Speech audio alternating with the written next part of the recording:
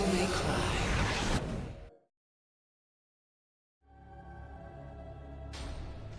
What's up folks, welcome to mission 17, let's get to it. The first fight is everything there is to love about Devil May Cry 4. Style away as Dante and have fun, mess around with your near limitless possibilities, the good stuff. In my trials and tribulations with this mission, I must have played this fight more than 100 times, and getting creative on scarecrows literally never got old. Strategically, the most important thing is to try and kill all the scarecrows at the same time so all the Angelos spawn in at once. Once you hit the Angelo wave of the battle, the easiest way to handle things is to just dance around and wait for them to use one of the team attacks. It involves the two Bianco Angelos suicide rushing you, or as happens here, all three grouping up to fire an energy ball which is easily reflected to do monster damage to all of them. Cleaning up the remnants after this shouldn't prove a problem. If you get unlucky and they use the suicide rush attack, the easiest way to fight the remaining Alto Angelo is to knock it into the air with the Swordmaster launcher, which can easily be chained into a real impact. Just make sure you're not hitting the shield and you should be fine. I use it to finish the big guy off here, but if you're using it on a full health Alto Angelo, you're going to need to score some more hits after landing it, but it shouldn't be hard. This fight was probably the biggest roadblock of the whole mission, and took me forever to come up with a proper strategy for. Basically, Fausts are nightmares. I've complained a lot about them in previous videos, so I'll refrain here, but basically the winning strategy for dealing with this fight is to minimise their existence entirely. Killing things in the right spot, in the right order, so it has the absolute least amount of time to attack us before we can engage it in a one-on-one battle. The cramped, zoomed in corner you start in is the safest place you can be for the time being. Assaults will funnel into melee range and you'll be able to easily avoid their attacks and score knockdowns, allowing you to pound away. The big key to this fight is the kill order, since the goal is to spawn the Faust as late as possible. It shows up after the third enemy killed, so we want to take our time and weaken as many enemies as possible before that point so we can take them all out at roughly the same time. Kill off the first two assaults and wait for the next two to show up. Now is the time to get slaying and kill all three of these enemies as close together as you can. This isn't always the easiest thing, but it's important to try your hardest to do so because Fausts do not like you and you want to kill as much as you can before you have to deal with him. Once the Mephisto and next two assaults are down, there's one more to deal with. If you're quick, you have a pretty good opportunity to kill it immediately with a launcher into a real impact before the Faust can attack. When it's just you and the Faust, the rooftops are the perfect spot to engage it from. By using Omen, you can hit it even when it's inside walls and off camera, which will set you up to kill it with a distorted real impact. Just tap Devil Trigger as the second hit makes contact and it'll get deleted from the game. This battle is all about being patient. Most of the fighting is going to be against Devil Triggered enemies, meaning the opportunity for style is a lot lower than it otherwise would be. After scoring 2 kills, some Mega Scarecrows will spawn in who will be the main threat for now and need to be eliminated as soon as possible. Isolating them in the corners of the arena, then using a distorted real impact to one-shot them is the simplest way. And if you do this quickly enough, you can get in some damage on the regular Scarecrows before their Devil Trigger fully activates. I was a little slow in this case and missed the chance, but it's good to shoot for it anyway. At this point, I'm partial to using lots of Pandora and building up the disaster gauge. It comes in incredibly handy for the second phase of this fight. Using drive attacks with Rebellion is another good way to rack up damage that hits many enemies at once, so long as you position yourself accordingly.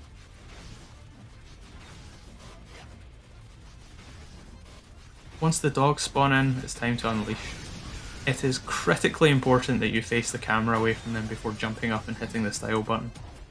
If you're facing them, they can easily fire shots at you and do damage, but if you're facing away, it's risk free. Unfortunately, what the game decides to target is pretty much luck of the draw, but you're going to clear out a lot of the remaining enemies regardless. The more basilisks that die the better though, of course.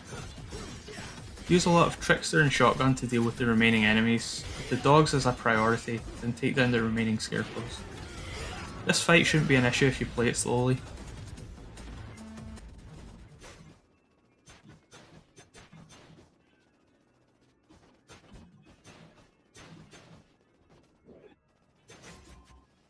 The last fight before the boss isn't too tricky, but it is stressful. Making sure you take out both Mephistos at the same time is the easiest way to avoid a headache. The first Auto Angelo can be launched with Swordmaster as he spawns in, but I messed it up pretty bad here and then had that followed up by the luckiest thing that's ever happened to me in this game, so checks and balances. Dude just ran straight into my uppercut and basically salvaged the entire fight for me, so that was nice of him. Assuming you either didn't mess up the first spawn or got ridiculously lucky like me, chip away at the guy who took damage till he eventually goes down and you can have a nice and easy one-on-one with the last Angelo.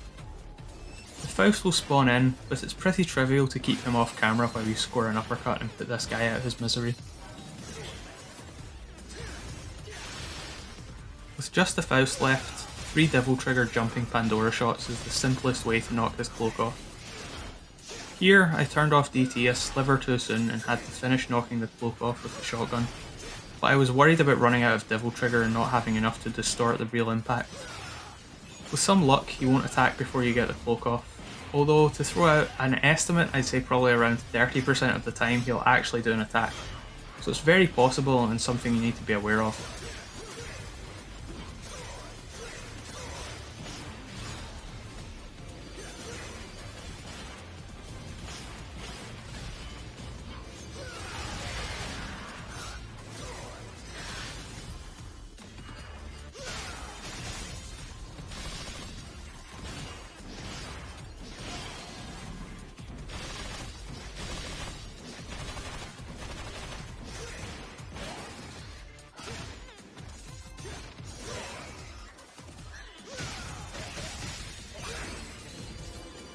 Agnes himself isn't too tough, but how clutch you are certainly makes a big difference.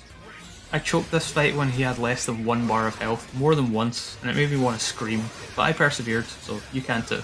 I believe in you. The first phase is the absolute key to giving yourself an easy time. How much health he has as he enters phase 2, where things get actually tough, can be drastically different depending on how the first phase ends, so it's extremely important to knock him into it with your biggest attacks. Finding those windows for distorted real impacts is your bread and butter. When he's stunned, you get a certain number of attacks rather than a timed window to do damage, so charged Gilgamesh hits are the key, especially the third hit of your standard mash triangle, or Y, combo. I got his health pretty drastically low here. I don't think even in practice attempts I managed to knock his health this low during the phase transition, so I was feeling pretty good. Phase 2, he can make things an absolute nightmare for you depending on the attacks he chooses. Basically, the less enemies he summons the better. On that front, this fight was pretty average for me here, although I made a big mistake and bust out Darkslayer instead of Swordmaster when he summoned the dogs. You get a guaranteed real impact when he uses this attack. The voice line of "Behold the power of an angel" is your key to dive in and go for it. This drew the rest of the fight out a bit. Any other attempt, I'd make a 100% concerted effort on clearing out the trash before focusing on him, but his health was so low I figured I could get away with ignoring them a bit. Basilisks in this fight aren't as threatening as normal. Their AI is a lot more passive and they get staggered much more easily, but they're still very obnoxious.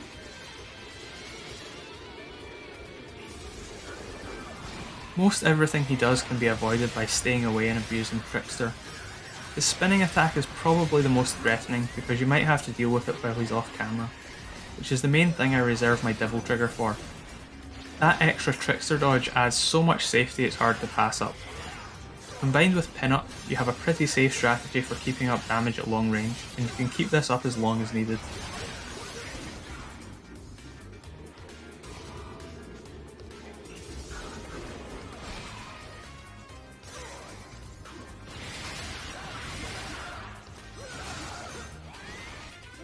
That was mission 17, thanks for watching.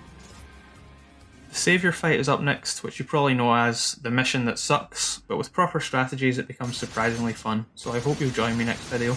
See ya!